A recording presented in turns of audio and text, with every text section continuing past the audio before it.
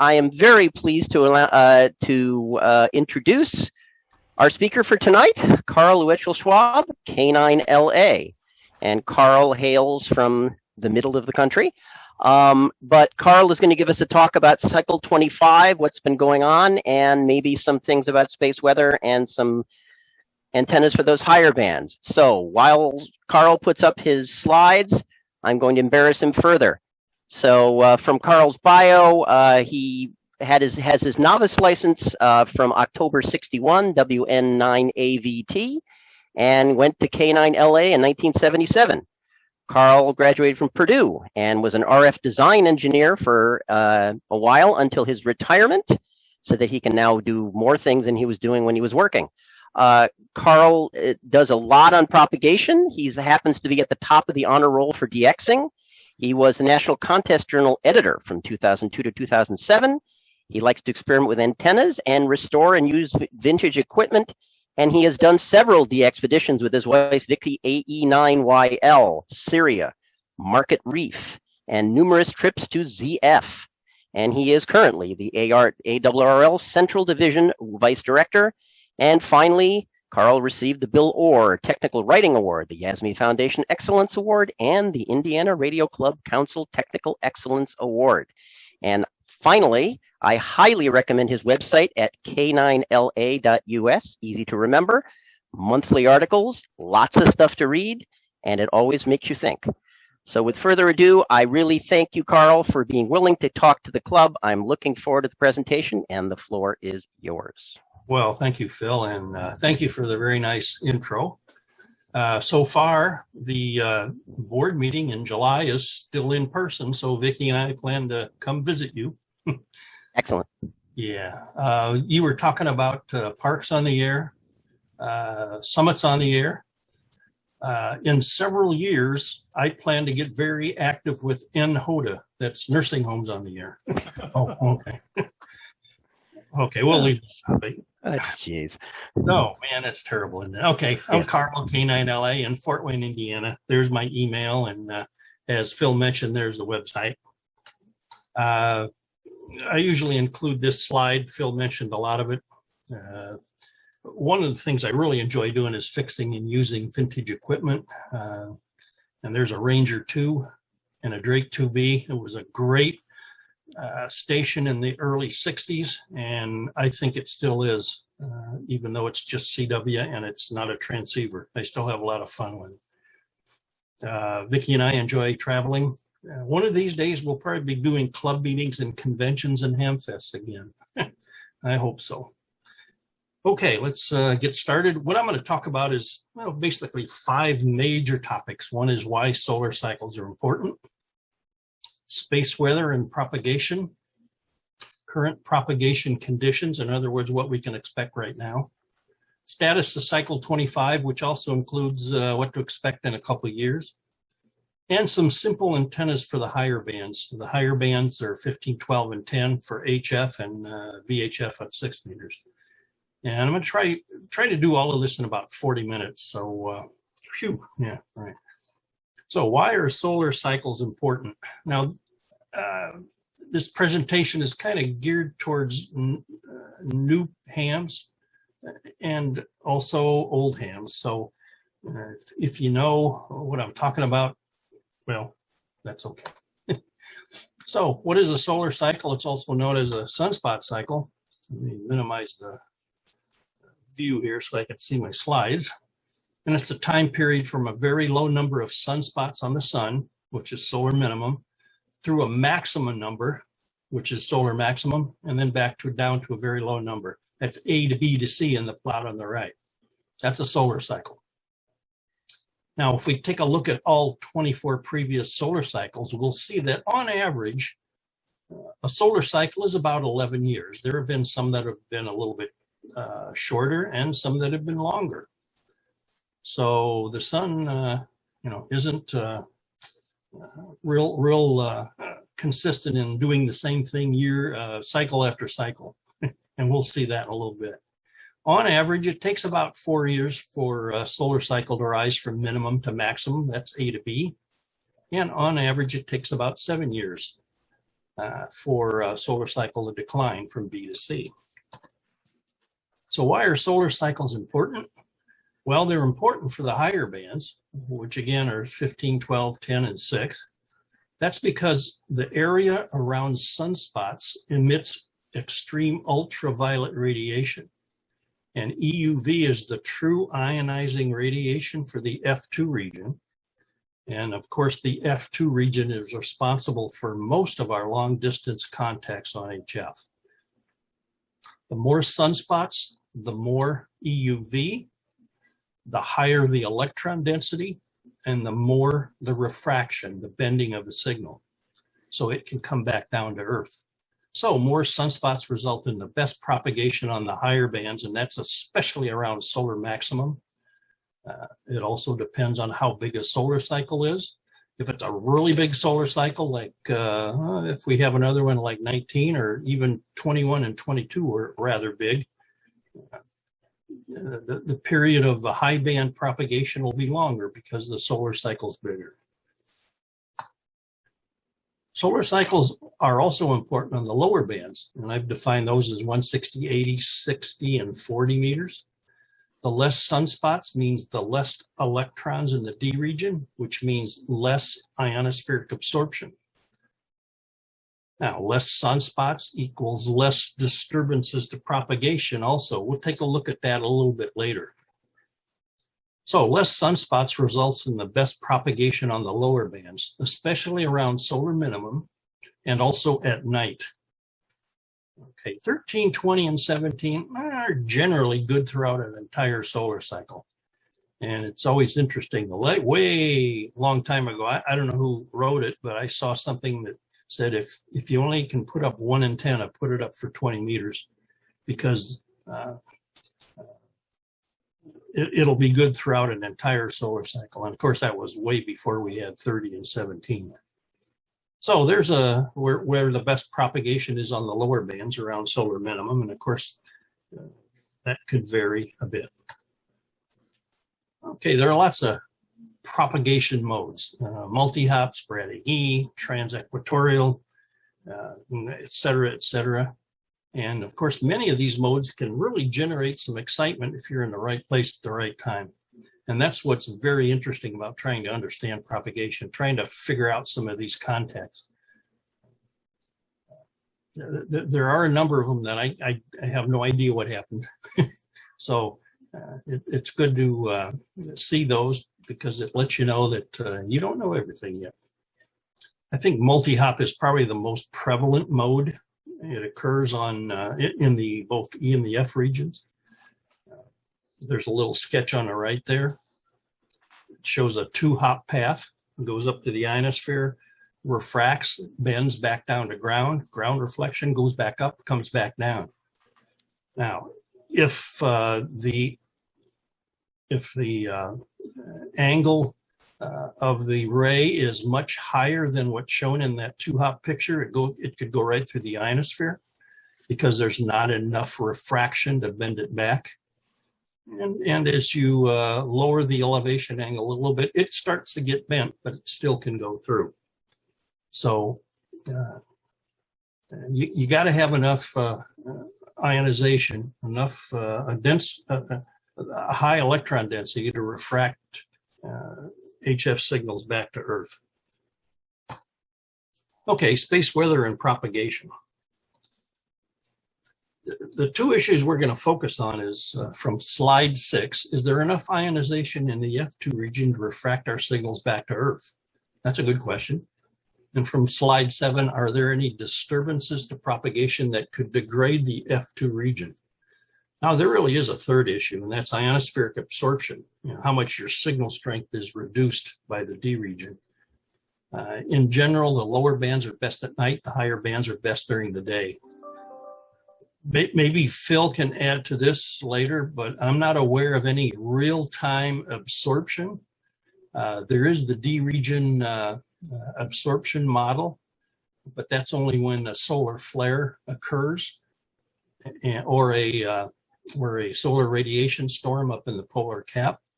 So the D region is the one we know the least about. And all I can say is the lower bands are best at night, the higher bands are best during the day. And that's a very general statement. And that's what I tried to highlight here in this italicized comment. You know, what we try to do is take extremely complicated atmospheric and ionospheric processes and make some simple statements tying HF propagation to space weather. Generally, we can get away with a lot, but it's a lot deeper. And that's what makes all this stuff really a lot of fun to me. So when we're at solar minimum, when the 10.7 centimeters solar flux bottoms out between 65 and 70, and when the number of sunspots can be 0, what we find is that 20 meters and 17 meters to a lesser extent can be open worldwide during the daytime and early evening. Well, why is that? Well, that's because solar flux and sunspots are just proxies for the true ionizing radiation, which is EUV. And there's still enough EUV at solar minimum to refract 14 megahertz and even 18 megahertz on many days back to Earth during the day and early evening. So what that tells us is the solar flux and the sunspot number can give us an indication if the higher HF bands might be open. So let's take a look, a specific example at that. Now what's on the left is the N0 NVH banner. It gives daily data. You can see I downloaded this at 1620 UTC today. This banner is seen at QRZ.com and a whole bunch of other places, solarham.net, in a little bit different form, but it's got the same data. And of course, space weather data is all over the place on the internet. Spaceweather.com, Space Weather Prediction Center, lots of other places. Now, you can see what I've put in the gold boxes are the SFI, it's the 10.7 centimeter solar flux. SN is the sunspot number. That's what was reported at the time I downloaded this. Also, 304A is highlighted. That's the extreme ultraviolet radiation at 304 angstroms, which is 30.4 nanometers.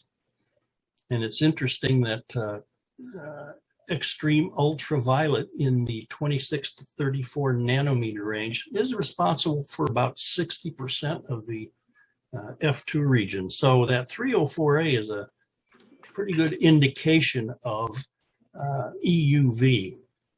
Now, these are all daily values that are reported, but our understanding of the ionosphere is based on the correlation between monthly median values of MUF signal strength. Monthly median implies a 50% probability, so we're talking statistical parameters. Correlation between the monthly median and the smoothed 10.7 centimeters solar flux, or the smooth sunspot number, or smoothed 304A EUV. We don't have daily predictions yet. Phil can talk a lot about that because there's lots of work right now going into trying to understand how events in the lower atmosphere can couple up to the ionosphere and modify the ionosphere. Once we figure that out, we'll be on our way, hopefully, to daily propagation predictions. But right now we just have predictions that are statistical over a month's time frame. Yes.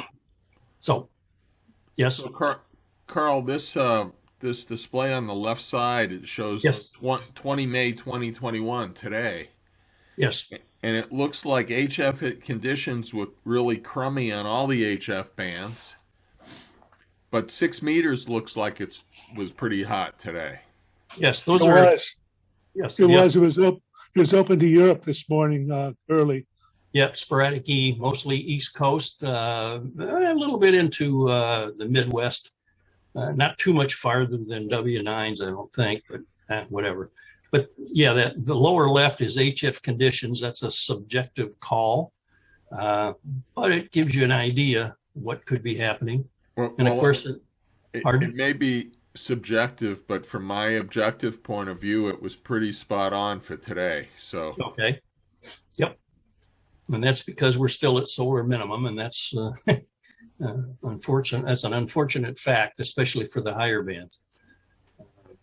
The VHF conditions in the upper right, well, it sure got the 6 meter sporadic E correct. Also 4 meters, I think that's the Europe band. It says there was no aurora. And it also talks about EME and meteor scatter, but I won't get into that. I can let you go to that. You can go to the N0 NVH banner, go to his website, and you can read all about what all that stuff means.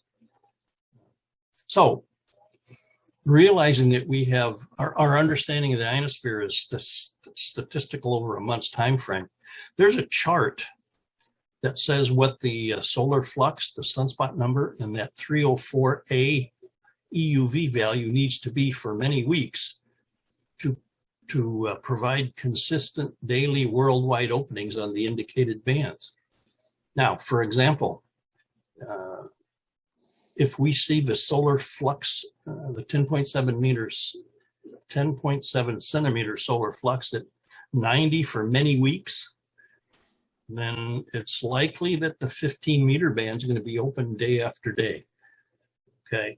And you can see corresponding numbers for the sunspot number and the EUV value for 15, 10, and 6. You can interpolate for 12 meters. Now, I got to say, just because the SFI, SN, and EUV are high enough, it doesn't mean that there's enough ionization. That's because there could be disturbances to propagation that are, well, let's just say rearranging the F2 region ionization.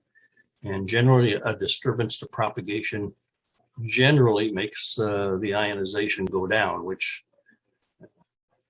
means you got to move down a band or something. Now there's in the bottom left, there's the MUF-US Boulder. That's the maximum usable frequency over the Boulder ionosonde, assuming Boulder's the midpoint of a 3,000 kilometer path. And at 1620 UTC today, it was 17.4 megahertz. So that indicates that, 20 meters was, it could have been working. Even 17 meters might have been opened because the ionosphere does vary about the median value. And that's what that is. Or no, that's the real-time value. So 18.1 megahertz for 17 might have had something because of scatter or something like that. There's also a solar flare probability. It was 11%, whatever. So disturbances. Okay, NOAA has defined disturbances as follows. 3 categories. There's geomagnetic storms. It's abbreviated G. And those are because of Earth-directed coronal mass ejections and coronal holes. And, these 2 things can disturb the Earth's magnetic field. It results in higher K indices and generally causes the F2 region to degrade. Solar radiation storms, or S, abbreviated S. That's when a big, an M or an X class solar flare emits energetic protons that funnel into the polar cap.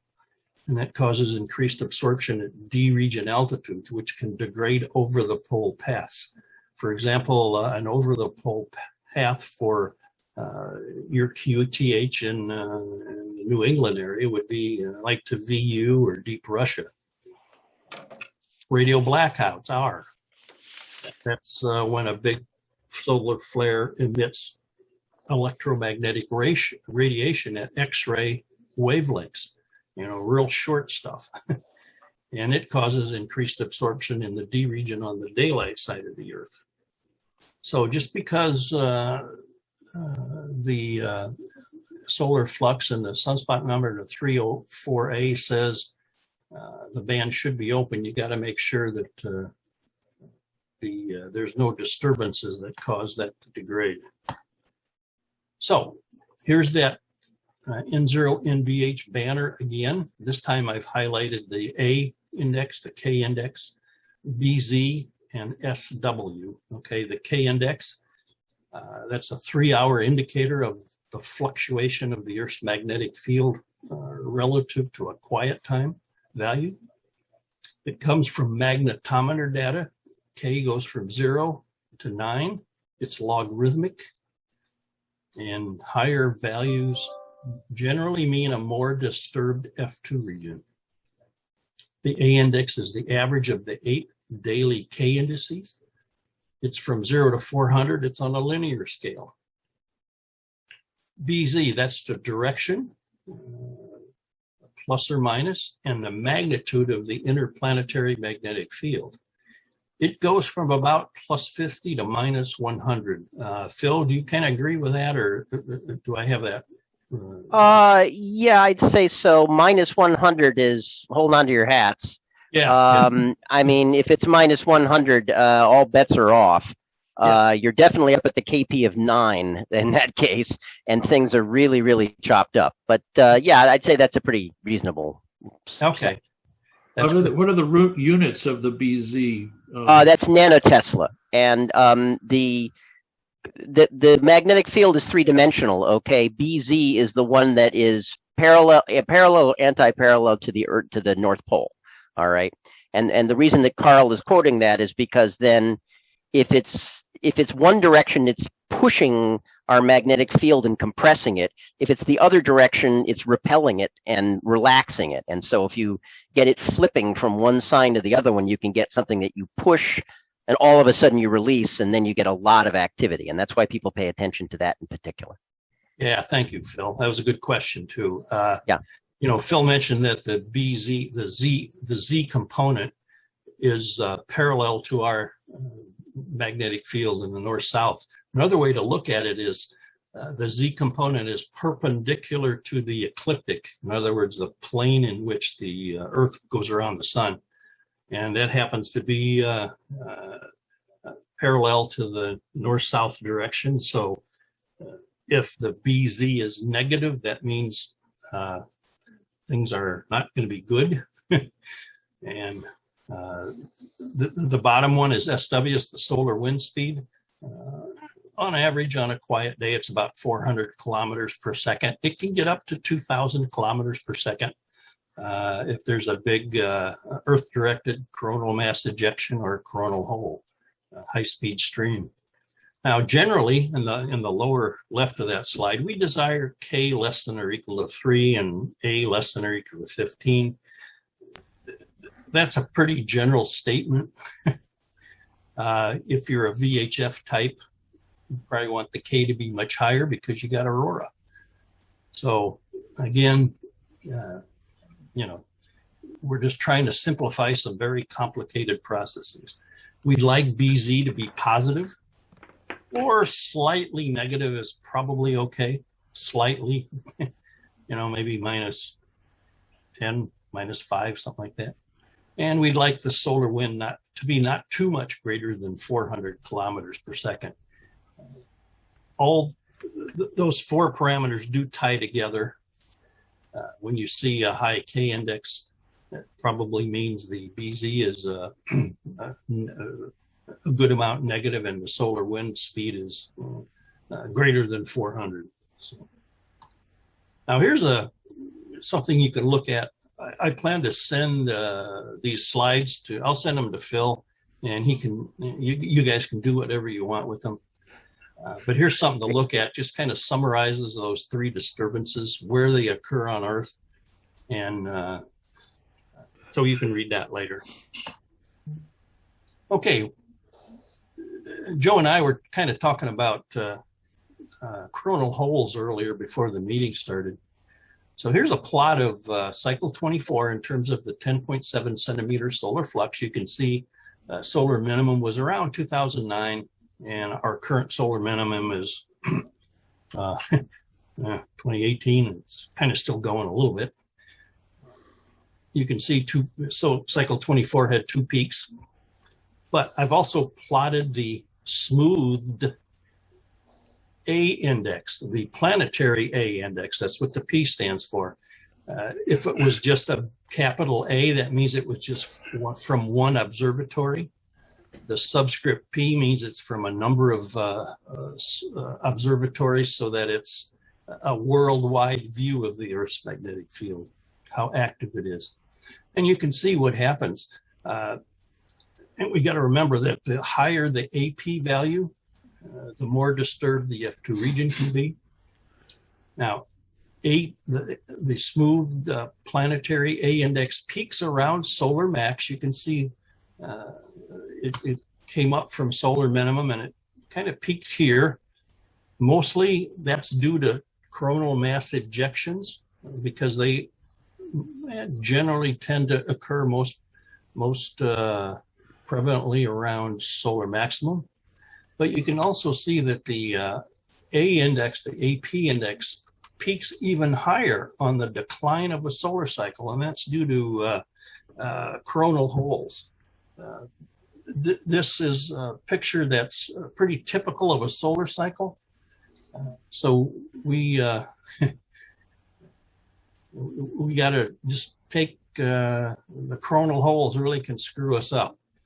But the quietest time is around solar minimum. You can see that solar minimum around here and around here.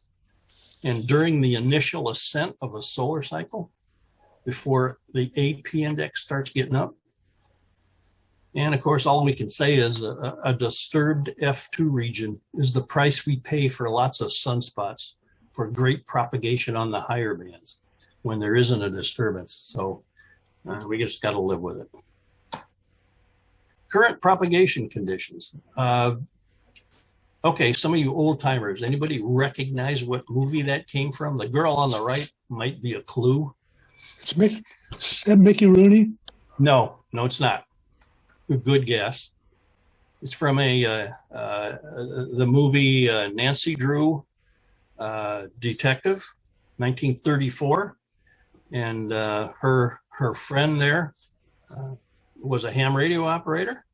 The W8YZR was a fictitious call back then, so that was kind of interesting to have a good display of ham radio back in 1934. By the way, that's Benita Granville, who played Nancy Drew back there, and she had 4 movies. So right now, we're still around solar minimum. Yeah, basically, we're still around solar minimum. It's because cycle 25 is kind of going slow. We'll take a look at that in a little bit. And remember, it takes about 4 years to hit its peak. A solar cycle hit its peak, so we got a way to go still. 17 meters in the lower frequencies generally offer great opportunities, although I think a lot of people would say that 160 and 80 and probably even 40 just haven't been as good as we think they should be at this solar minimum. I can remember the solar minimum back in 95, 96, and 97, and man, 160 used to have signals that, were a true, honest S9 on my inverted L antenna, and I just I didn't see that in the next solar minimum or even this solar minimum. So there's something going on that, again, I don't think we fully understand yet. 15 meters offers decent worldwide propagation on a few days of the month. Most of the time, you're going to see north-south openings, and also it paths to low latitudes, for example, the VK and ZL. And of course, those hams down in the southern tier of states have an advantage, because as you get closer to the equatorial atmosphere, the amount of ionization is greater than up here at our latitudes. 12 meters is kind of quiet. 10 meters is mostly noise right now. But the digital modes, they offer better opportunities due to their signal to noise ratio advantage over sideband and CW. And the last several days have really shown that. East coast of Europe and some Midwest of Europe on 6 meters via sporadic E with FT8. It's been keeping lots of people busy, let me tell you. Okay, status of cycle 25. Now, if you've only been licensed for several years, you may be asking, so what's so great about 15, 12, and 10? Most of the time, there's only noise and not many signals on those bands. And all I can say is, let's just wait a couple years, and you'll be amazed what those bands can do around solar maximum with modest power and modest antennas. We'll talk about modest antennas in a little bit too. So here's a picture of all 24 solar cycles.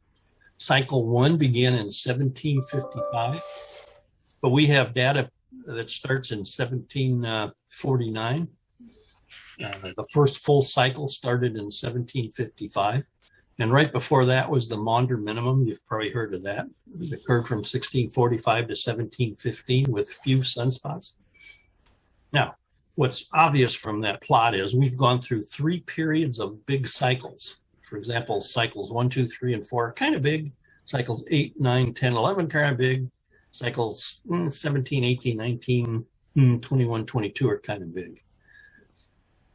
Now, we've also been through 2 periods of small cycles, cycles 5, 6, and 7, cycles 12, 13, 14, 15, and 16. And we appear to be in a 3rd period of small cycles. 24 certainly is. 23 is kind of an average cycle, average for all 24. But cycle 24 certainly was the smallest in our lifetimes, but not the smallest in history. You can see cycle 14 and cycle 5 and 6 were even smaller. Cycle 24 has ended. Cycle 25 has started to rise, but it's kind of going slow. And of course, the critical question is, will cycle 25 get us out of this 3rd small cycle period, or is it going to keep us in? And that brings us to predictions for cycle 25. I'm aware of 56 predictions. Why are there so many? Because we fully understand how solar cycles are generated. We know it has to do with the plasma flow inside the sun and how the magnetic fields inside the sun move around, but we just don't have that pinned down good enough yet. So there are many different methods to predict solar cycles. Of the 56 cycles, you can see that 50 of them, that's 89%, are for a below average cycle. An average cycle is about 179, the maximum smooth sunspot number. So most solar scientists agree that, or at least are in consensus that they think it's going to be a below average cycle. There are 3 predictions for an average cycle. You can see those under the red annotation there. A smooth sunspot number between 175 and 199. And there are 3 for even bigger cycles. The big one that's gotten the most publicity is Dr. Scott McIntosh. His estimate or his prediction for the smooth sunspot number of 229 comes from his assumption that what he calls the termination date of cycle 24 happened in April 2020, but it hasn't happened yet. It's a year late, so his prediction, it has come down a bit, and it all depends on how long it takes cycle 24 to end in terms of magnetic cycles inside the sun. And it's an interesting concept. I think that's how we're going to eventually come up with better predictions, is understanding what's going on inside the sun. So cycle 25 progress. Well, our historical data shows that big cycles rise faster than small cycles.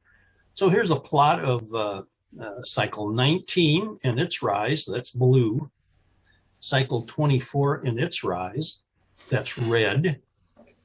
And cycle 25 and its rise, that's green. Now, after 10 months of data, it looks like cycle 25 is rising a bit faster than cycle 24. Right now, it's certainly not going as fast as cycle 19 did. But I still think it's kind of early to tell with any confidence what cycle 25 is going to do. Maybe 6 to 12 more months of data, that may pin it down pretty good. That it's either going to be kind of similar to 24 or a little bit bigger, or if something happens, the sun explodes, I guess, it could be a real big one. But all we can do is wait and see what happens. So if cycle 25 is similar to cycle 24, and that's what this prediction is from the Solar Cycle 25 Prediction Panel, part of NOAA, NASA. Cycle 24 is on the left. The black curve is the monthly mean 10.7 centimeter solar flux. It's kind of spiky, so that's why we further average it, and it's called the smooth value. That's purple. It's very obvious that cycle 24 had 2 peaks, and the red is their prediction for cycle 25. The green lines on there are the solar flux values that come from slide 12, you know, that chart I had, that would provide a consistent daily worldwide openings on those indicated bands. So we still have a way to go before 15 meters starts opening up, and 10 meters. 6 meters, well, the prediction, this prediction for cycle 25 says we're not going to get to the numbers in that chart on slide 12, but that's okay because cycle 24, you know, was about 140, and that's what looks like what cycle 25 is going to be. And cycle 24 had some good 6 meter openings. So around solar max during the fall and winter months, that's when you should look for 6 meter via F2. And that's where it's indicated. Of course, if cycle 25 is bigger than 24, the higher bands will be open earlier and later. Now we're going to kind of branch out into that caution. Remember I said we try and simplify a lot of complicated processes. Well, sometimes the sun hiccups, okay? Even though we got a long way before 10 meters opens up, sometimes the sun hiccups. And here's a plot of the 26 to 34 nanometer extreme ultraviolet radiation in green, also the 10.7 centimeter solar flux in orange. It goes from all of 2020 through about half of May 2021. And you can see there was a heck of a nice spike in the EUV. And of course, the 10.7 centimeter solar flux also spiked. And of course, the sunspot numbers spiked too, but I didn't put it on here because it kind of make it kind of cluttered. In late 2020, that nice spike in EUV really got the higher bands going. CQ Worldwide DX contest, phone in October, CW in November. Well, they were fantastic. Also, the ARRL 10 meter contest was really good too. But unfortunately, the EUV kind of went back down to solar minimum levels. But it is kind of up higher than what it was throughout the early parts of 2020. And that just says that cycle 25 is alive, but it's kind of going slow. And again, that spike was a great look into things to come on the higher bands once cycle 25 does get going. Another issue with that caution is the 2018 California QSO party. On the Saturday of that contest, October 6th, there were no W6s heard here in the Midwest. And on Sunday, there were lots of 6s. 10 meters was open, okay? Now, what happened? Well, the geomagnetic field was kind of quiet for the first 6 days of October.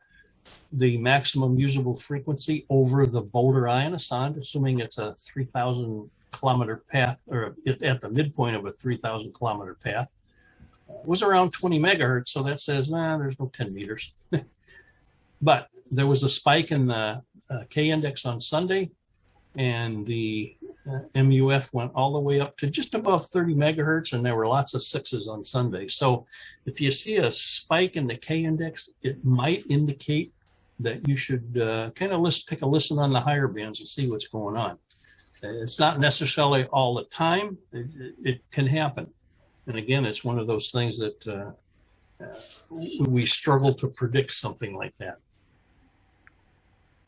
Okay, simple antennas for the higher HF bands. And I'm going to cover this because for the new people, you'll have lots of fun on those higher bands in a couple of years. Now, here's just a quick picture of tech and general privileges on the higher bands. If you're a tech, you've got CW on 15.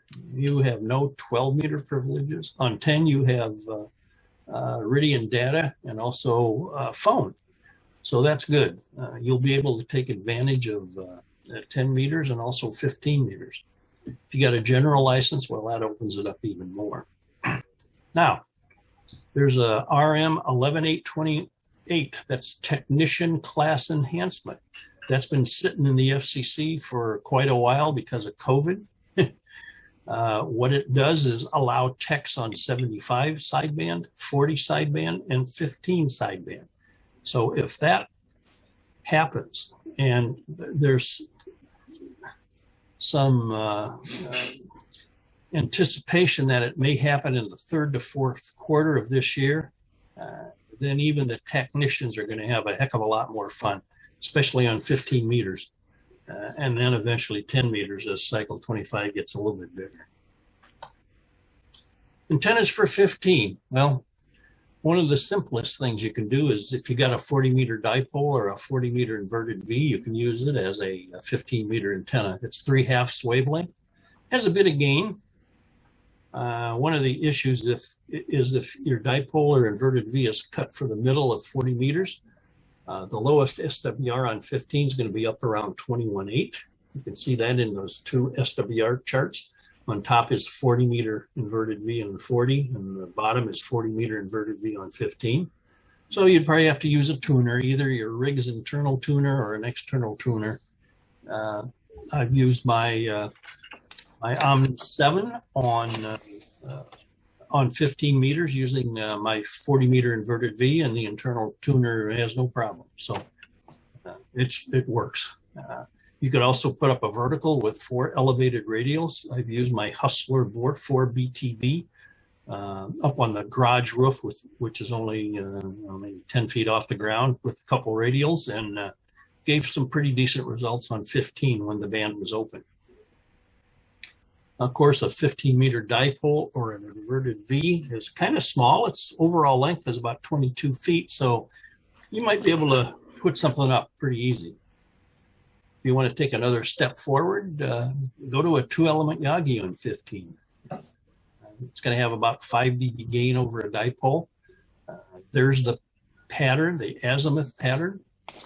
And you can see that it has a decent front to back and front to side, which means you're probably going to have to use a rotator. That's the way it goes. And there's a sketch of what a 2-element 15-meter yagi would look like with a director and a driven element. About 22-foot long elements. The boom is about 5.5 feet. So it's not real big, but you might be able to do it. And if you can get that at 30 feet, you're going to have a heck of a lot of fun. Antennas for 12. Well, an inverted V is getting smaller because as we go up in frequency, the antennas get smaller. Each side would only be about 9.25 feet. And a dipole, of course, would be about 18.5 feet from tip to tip. 2-element yagi is very reasonable. It's a bit smaller than the 15-meter yagi. You can scale the 12-meter yagi from the 15-meter yagi on the previous slide. Or you can even maybe think about a 3-element yagi. It's not real big. For 10 meters, dipole is only about 16.5 feet tip to tip. Multi-element yagis are quite reasonable. I have a 4-element Cushcraft. It's on a 16-foot boom. The elements are about 17 feet tip to tip. And I used it to work many stations with my little homebrew 10-meter transceiver, QRP transceiver. And of course, that transceiver needs a heck of a lot more sunspots to do any good. So I'm looking forward to the peak of cycle 25 with the 4-element 10. You can use a vertical or a ground plane. And that's kind of intended for omnidirectional pattern for local work. If you want to have a 10-meter net in your area, a vertical is probably the best. A dipole should do okay, although you'll have a null off the ends of the wire, but maybe that won't hurt too much. And of course, for local line of sight stuff, it would help to have everyone on the same polarization, either using verticals or horizontals. But if you're close enough, you can probably overcome that. Okay, antennas for 6. Well, things are getting pretty small now. I have an MFJ 1762. It's a little 3-element, 6-meter yagi. 9-foot elements, 6-foot boom, weighs about 3 pounds, so it's very easy to move around and put somewhere. It has great front to back. You can see the azimuth pattern on the right there from 4-neck 2, and it does really well. But what happens when you get a really good ES opening and there are many directions available? Well, what I've done is just used another antenna. Since the 3-element yagi, I could wear out the rotator trying to use it. I've used my 40-meter inverted V on 6 meters. It works. So, try something. Looks like we've got a good start to the sporadic E season. If you don't have a 6-meter antenna up, try something else, one of your other antennas. I think you'll be pleasantly surprised. If it's a really good sporadic E opening, you'll be able to work many people. So here's my summary for this whole thing. 24 is over, 25 is beginning. It's most solar scientists think it's going to be a below average cycle. And all we can do is see what happens. I'm going to make night prediction in 2024 on what cycle 25 is going to. There we go. If you want a real-time picture of what the ionosphere is doing, you can go to prop.kc2g.com. He puts real-time worldwide maximum usable frequencies on a map. What he does is downloads the current ionoson data, which is generally every 15 minutes. And then he adds contour lines. So you can see pretty much worldwide what bands could be open. Another way to look at what's going on is dxmaps.com. You can see who is working what now. There are similar sites, PSK Reporter, WhisperNet, Reverse Beacon Network, IARUNCDXF beacons. So there's lots of almost real-time data on the internet that allows you to see what's going on. And all I can say is get ready for the higher bands as cycle 25 rises. Antennas are reasonable on those higher bands, and I just encourage everyone to get radioactive on HF. So that's all I have, Phil. Thank you very much, Carl. That was a lot of ground covered, and yeah, absolutely. If people can, clapping over Zoom is really hard, I've found. But... particularly when you're muted.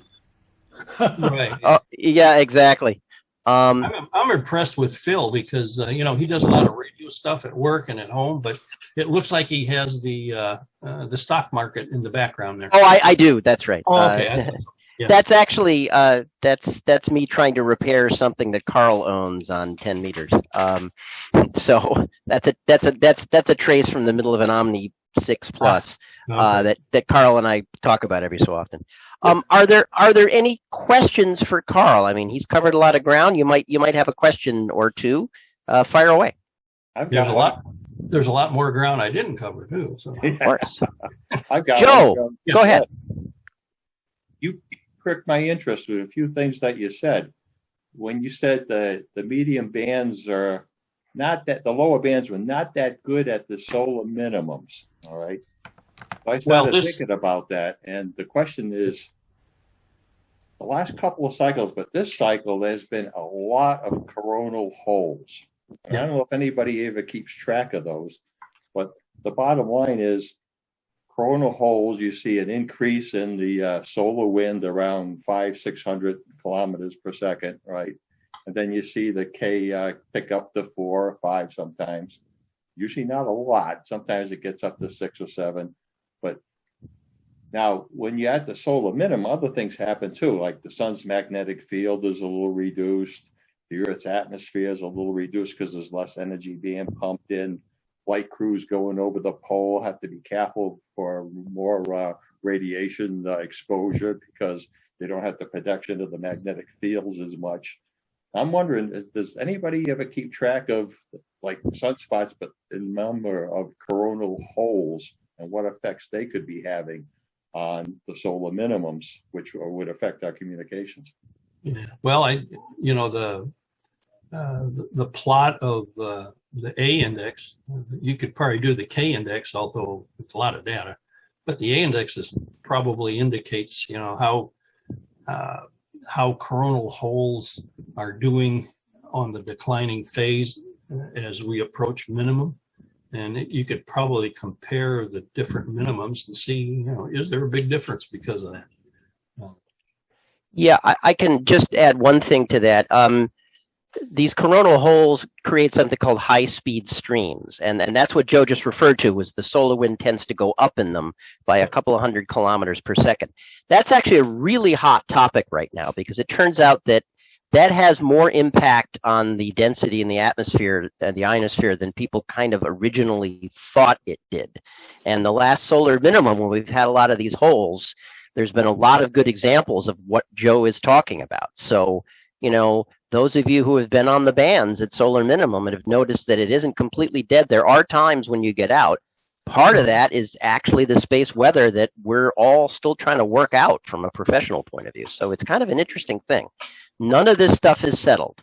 I used to think that every solar minimum was the same, but I don't believe that anymore. No, not at all. Yeah. Just based on 160 meter work since the 1980s. Yep. Other questions for Carl? Anybody else? So Carl, we didn't talk at all about the the 160 meter band. And then, as you've written about it a little bit. There have, some people in our club had experimental licenses for the 630 meter band and the 2200 meter band, way down there, 2200 below the commercial AM broadcast band. It could be a whole talk, right? But there's a weird thing start happening down there. But I don't know if you've got a few things you might want to tell people about whether they ought to try experimenting down there too. Yeah, it just depends what your interests are. If you're looking for a new challenge, 2200 meters, 137 kilohertz, I believe. Mm-hmm. That propagates in what's called the Earth ionosphere waveguide. So 137 kilohertz doesn't get too high into the ionosphere. It barely gets up to the D region because there's enough free electrons to refract 137 kilohertz. It doesn't take a lot of them. And as such, the absorption is way down compared to like 160 meters. And of course, that's why, Loran C at 100 kilohertz was a worldwide navigation system because the absorption is low. Of course, they had big antennas and lots of power, but still, you can do a lot on 137 kilohertz. And of course, the problems we have is having an efficient antenna and also noise. I don't know the details of noise. There's the ITU noise document, but it doesn't go down below, maybe, 300 kilohertz. I forgot what the chart was. Something like that, yeah. Yeah, so although I would just expect the noise to be even worse. And of course, the biggest thing is the antenna efficiency is very low because, a quarter wave vertical is quite big. On 630 meters, now that one's interesting. It seems to me that from what I've seen that it's kind of equivalent to 160. One interesting thing is it's on the other side of the electron gyro frequency, which is typically 0.7 to 1.7 megahertz worldwide. So, and it's not clear to me if what that means with respect to polarization. I haven't dug deep enough into that. And also absorption. It seems to be similar to 160, at least when I've used Prop Lab to, do some ray traces and try and see what's going on. But definitely 630 meters will give you better results than 2200 meters. And of course, the antennas are a little bit more efficient. The noise probably isn't as bad. So that's a good one. And it's easy to build power amplifiers down at those low frequencies. You can use audio devices. They probably work very good, or at least DC power transit FETs, power supply FETs. Right. They only allow 1 watt at 2200 meters. Yeah, and that's I think 630. What's the limit on 630? 5 watts? 5 watts EIRP maximum. Yeah, Right. Yeah, that doesn't help either. Yeah, of course, with those antenna efficiencies, you almost need a kilowatt just to get that low EIRP. That's right. Almost need an arc welder. Yeah. Yeah. So those are interesting bands, and there's a lot of guys on there, and they're doing pretty interesting things. And I'm sure the more people that get on there, the more we're going to learn. Yeah, I don't know how long Bob WNXP had that experimental license. Maybe somebody else in the club knows, but it was quite a while. I remember he was experimenting quite a bit down in there. Yep, he's quite active at 472 now, of course. Yes, I know he's continued that. Are there other questions for Carl? Carl, what was that? What was that phenomenon you mentioned a minute ago? The electron gyro frequency. What was that? Yeah, that's there are electrons up there, free electrons, because of the ionization process, and electrons spiral about the magnetic field lines, and that's what that frequency is, the rate at which they spiral around, and that affects absorption depending on which way the RF is going with respect to the magnetic field, and I think Phil will agree, it gets really complicated. It does. It goes back to all of those high school physics or maybe undergraduate physics things that you may have seen very quickly. If you put Maxwell's laws down, you come up with a nice number for that frequency that only depends on 3 things: the charge of the electron, the strength of the magnetic field, and the mass of the electron. Okay, we know the charge and the mass are set.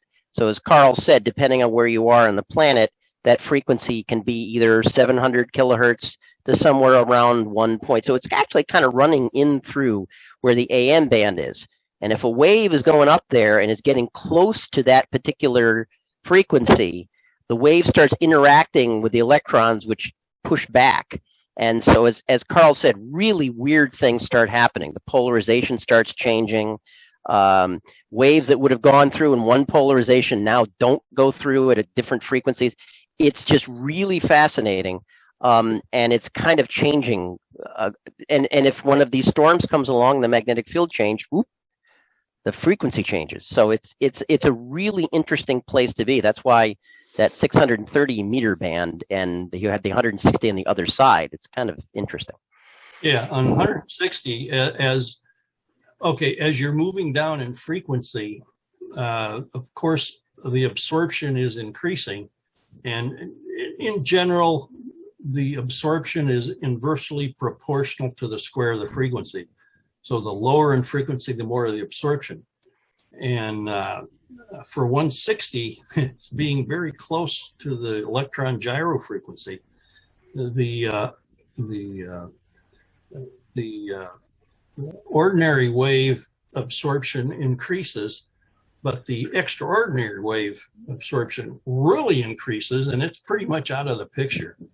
On 75 meters and higher frequencies, basically the ordinary and the extraordinary both propagate on 160 meters, the extraordinary is not doing much. And when you go to 630, I think things switch where I think the extraordinary would be the least absorption. So, yeah, it's mind-boggling to think of all that and then try and design an antenna that does what you want it to do or what you think. We should mention for those people who where you ordinary, extraordinary, that doesn't ring any bells, because we have this magnetic field that's, you know, we have a pretty strong magnetic field here on Earth that's threading through the ionosphere. Instead of just having one mode where the waves go from point A to point B, the magnetic field splits it sometimes into two modes. The ordinary one is like we don't have a magnetic field, and the extraordinary one is like we do. And the reason that you get those two different modes is, again, because the electrons really care where the magnetic field direction is. They don't like to be pushed across it. They like to go along it. And so it's kind of interesting, and those effects start getting, as Carl said, really strange around those frequencies. So it's kind of interesting. Yeah. Okay, any other questions? This is Steve. I'm pretty new at this, but I haven't heard any mention of 60 meters and it being kind of new, and I'm guessing it kind of falls basically just between 40 and 80 as far as behavior and propagation. But with the 100-watt limit, you know, for SSB, at least on the first 5 channels, I'm just kind of curious if there's been any kind of just information, really. I never hear anybody talking about 60 meters and propagation and how many people are using it and so forth. So just kind of curious about that. There are quite a number of people on 60 meters. W8GEX is a big 60 meter guy. And of course, 60 meters is going to be best at night because it's kind of low frequency, you know, around 5 megahertz. So it's going to be best at night. 100 watts should, it's certainly going to be better than 80 meters for a long distance, but probably not as good as 40.